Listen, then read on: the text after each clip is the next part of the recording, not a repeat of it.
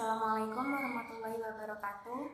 Saya Intan Puspita Sari dengan NIM 20410502078 dari Fakultas Ekonomi dan Bisnis Islam Program Studi Ekonomi Syariah 3. Di sini saya akan memberikan tanggapan saya terhadap 3 video dari Dr. Abdul Wadid Nafis LCMI untuk memenuhi tugas ujian tengah semester yang berjudul Pengangguran, Inflasi, dan Kebijakan Fiskal dalam Perspektif Ekonomi Konvensional dan Ekonomi Islam. Pembahasan yang pertama adalah mengenai pengangguran dalam perspektif ekonomi Islam. Sebelum itu, saya akan menjelaskan tentang apa definisi dari pengangguran. Pengangguran dapat diartikan sebagai seseorang yang sudah masuk ke dalam usia angkatan kerja, yakni rentang usia 15 sampai dengan 64 tahun, tetapi dia belum memiliki pekerjaan dan belum memiliki penghasilan secara pribadi. Beda halnya dengan seseorang yang misalnya berusia 21 tahun, dia tidak bekerja tetapi dia berkuliah, maka dapat dikatakan bahwa dia bukanlah seorang pengangguran. Pengangguran dibagi menjadi 4 macam. Yang pertama adalah pengangguran terbuka, pengangguran tertutup, pengangguran musiman, dan yang terakhir adalah pengangguran setelah menganggur. Pengangguran terbuka dapat diartikan sebagai seseorang yang sudah masuk ke dalam usia angkatan kerja, yakni rentang usia 15 sampai dengan 64 tahun, tetapi dia belum mendapatkan atau belum memiliki pekerjaan. Sedangkan pengangguran tertutup merupakan orang-orang yang sudah masuk ke dalam usia angkatan kerja, dia bekerja tetapi tingkat produktivitasnya rendah sehingga kurang terampil dalam melakukan pekerjaannya. Pengangguran musiman merupakan keadaan menganggurnya seseorang karena keadaan fluktuasi ekonomi jangka pendek, di mana ini menyebabkan seseorang terpaksa untuk menganggur. Dan yang terakhir adalah pengangguran setelah menganggur, merupakan orang-orang yang bekerja hanya separuh waktu atau setengah hari dari yang telah ditentukan. Pembahasan yang selanjutnya adalah mengenai jenis-jenis pengangguran. Jenis-jenis pengangguran dibedakan menjadi 3. Yang pertama adalah pengangguran friksional, yang kedua adalah pengangguran struktural, dan yang ketiga adalah pengangguran teknologi, di mana pengangguran friksional merupakan pengangguran yang terjadi karena adanya ketidakcocokan atau sebuah kesulitan dalam mempertemukan antara lowongan pekerjaan dengan para pencari kerja. Yang kedua adalah pengangguran struktural. Pengangguran struktural merupakan pengangguran yang terjadi ketika adanya perubahan dalam suatu struktur ekonomi yang menyebabkan adanya ketidakcocokan antara keterampilan yang dibutuhkan oleh sektor perusahaan dengan keterampilan yang dimiliki oleh pekerja. Dan yang terakhir adalah pengangguran teknologi, merupakan pengangguran yang terjadi ketika bidang produksi yang dulunya dikerjakan oleh manusia ini digantikan oleh tenaga mesin. Adapun sebab-sebab dari terjadinya pengangguran, yang pertama adalah karena ketidakseimbangan antara jumlah lapangan pekerjaan dengan jumlah para pencari kerja. Yang kedua adalah kemajuan di bidang teknologi, masalah geografis, dan persaingan pasar global. Yang ketiga adalah banyaknya masyarakat yang tidak memiliki keterampilan tinggi karena umumnya mereka berpendidikan rendah. Dan yang terakhir adalah pemberhentian pengiriman tenaga kerja ke luar negeri. Pengangguran ini sendiri dapat berdampak pada sektor ekonomi makro dan ekonomi mikro dalam suatu negara. Dampak-dampak yang ditimbulkan oleh pengangguran misalnya adalah berpotensi membuat keuangan negara membengkak karena biasanya banyak pengangguran yang akan diberikan subsidi atau bantuan oleh pemerintah. Yang kedua adalah meningkatkan angka kriminalitas, kesenjangan kesempatan bekerja, menurunkan daya saing, dan yang terakhir adalah dapat meningkatkan angka kemiskinan. Di sini saya juga akan menjelaskan tentang bagaimana cara atau solusi untuk mengatasi pengangguran. Yang pertama adalah dengan mengeluarkan kebijakan moneter dan juga kebijakan fiskal. Yang kedua, memberikan pendidikan dan pelatihan tenaga kerja. Yang ketiga adalah melakukan diversifikasi ekonomi. Dan yang terakhir adalah dengan pemberian subsidi ketenaga kerjaan. Pembahasan yang kedua adalah mengenai inflasi dalam kebijakan ekonomi konvensional dan ekonomi Islam. Inflasi dapat diartikan sebagai kecenderungan naiknya harga suatu barang yang terjadi secara umum dan terus-menerus dalam waktu dan tempat-tempat tertentu. Yang dimaksud di sini adalah suatu negara mengalami kenaikan harga barang dan sulit dikendalikan, serta biasanya terjadi dalam rentang waktu yang cukup lama. Bisa dipastikan apabila harga barang naik, maka nilai uang akan turun. Selain itu, inflasi dibagi menjadi beberapa macam. Yang pertama adalah berdasarkan sifatnya atau laju inflasi. Dibedakan menjadi 3. Yang pertama adalah inflasi merayap, di mana inflasi ini terjadi di bawah 10% per tahun. di mana perhitungan inflasi ini dihitung per tahun antara 1 sampai dengan 10% dan biasanya dianggap sebagai inflasi rendah. Yang kedua adalah inflasi menengah. Biasanya inflasi ini terjadi antara 10 sampai dengan 30% per tahun. Ketika dihitung rata-rata, naiknya barang keseluruhan secara agregat atau nasional dapat mencapai 10 sampai dengan 30% dan dianggap sebagai inflasi tingkat menengah. Yang ketiga adalah inflasi tinggi atau hyperinflation, di mana inflasi ini terjadi di atas 100% per tahun. Untuk permisalan adalah pada harga sapi yang dulunya 14 juta per ekor, kini menjadi 28 juta per ekor. Yang kedua, ada macam-macam inflasi berdasarkan penyebab dari inflasi itu sendiri. Yang pertama ada demand inflation atau inflasi permintaan.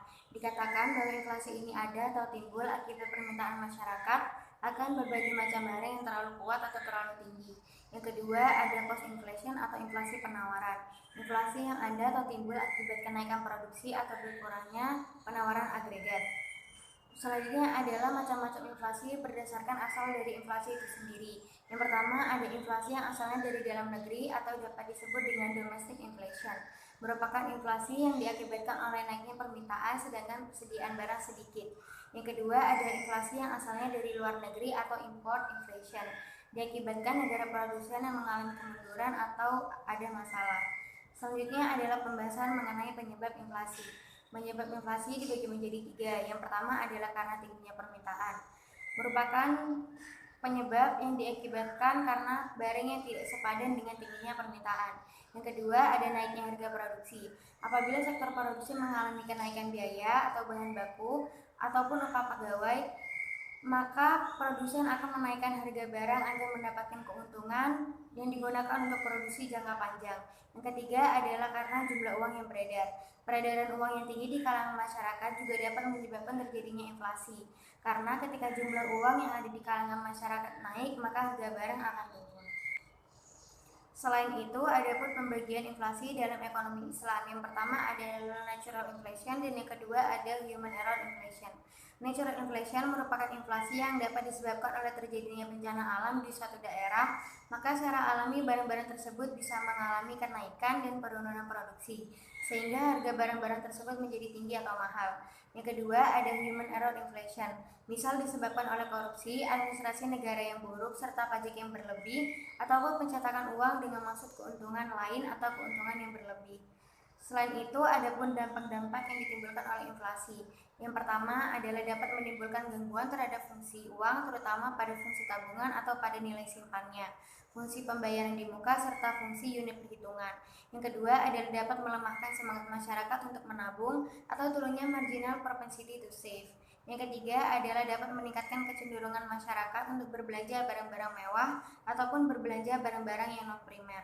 Yang keempat adalah dapat mengarahkan investasi pada ranah atau wilayah yang tidak produktif, misalnya pada penumbukan kekayaan yang berupa tanah, rumah, dan lain-lain, serta mengorbankan investasi produktif, contohnya adalah seperti pertanian dan perdagangan. Adapun solusi inflasi dalam ekonomi Islam, yang pertama adalah dengan menerapkan kebijakan fiskal, merupakan kebijakan untuk menciptakan kestabilan ekonomi dan juga pemerataan pendapatan.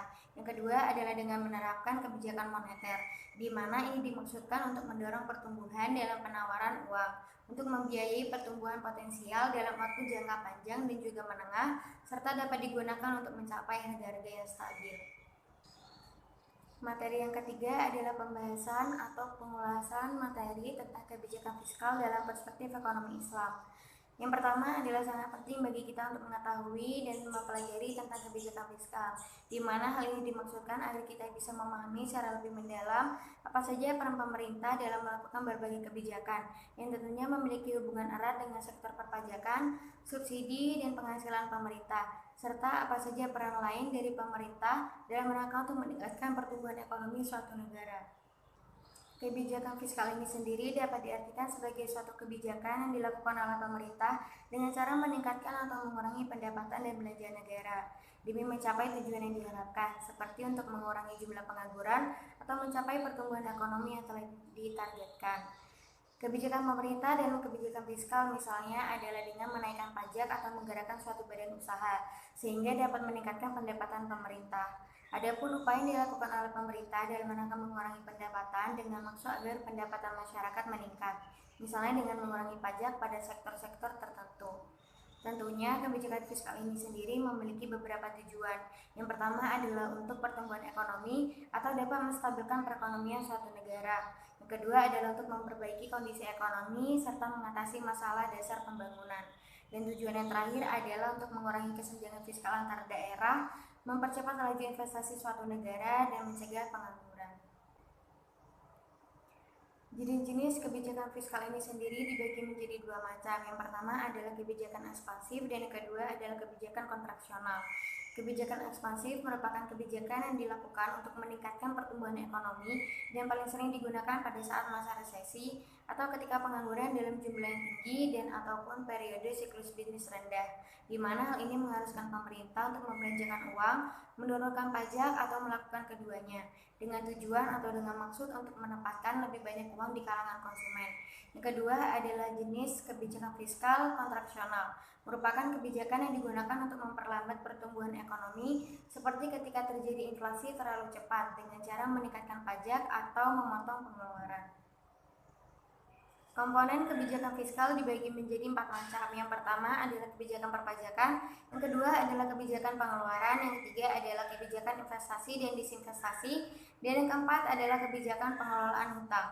Kebijakan perpajakan merupakan cara pemerintah untuk memperoleh penghasilan atau pemasukan dari sektor pajak langsung dan tidak langsung.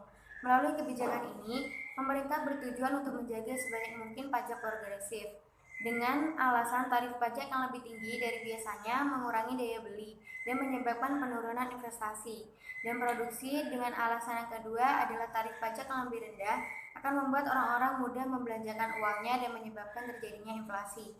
Yang kedua adalah kebijakan pengeluaran, merupakan kebijakan yang berurusan dengan pendapatan dan juga belanja modal, dilakukan dengan atau pada bidang-bidang pembangunan seperti pendidikan, kesehatan, infrastruktur, dan lain-lain. Dan pengeluaran negara digunakan untuk membayar hutang, bunga internal dan eksternal atas hutang. Yang ketiga adalah kebijakan investasi atau disinvestasi, merupakan kebijakan yang memiliki kaitan sangat erat dengan tingkat optimal investasi domestik maupun asing, diperlukan untuk mempertahankan pertumbuhan ekonomi. Dan terakhir adalah komponen kebijakan pengelolaan hutang. Jika pemerintah menerima lebih dari yang dihabiskan, maka dapat disebut dengan surplus. Namun, jika pemerintah membelanjakan lebih dari pendapatan, maka disebut dengan defisit. Sekian video tanggapan dari saya mengenai pengangguran, inflasi, dan kebijakan fiskal dalam ekonomi konvensional dan ekonomi Islam. Apabila ada salah kata, mohon dimaafkan, dan semoga video ini dapat bermanfaat bagi teman-teman. Sekian, wabillahi taufiq wal hidayah. Wassalamualaikum warahmatullahi wabarakatuh.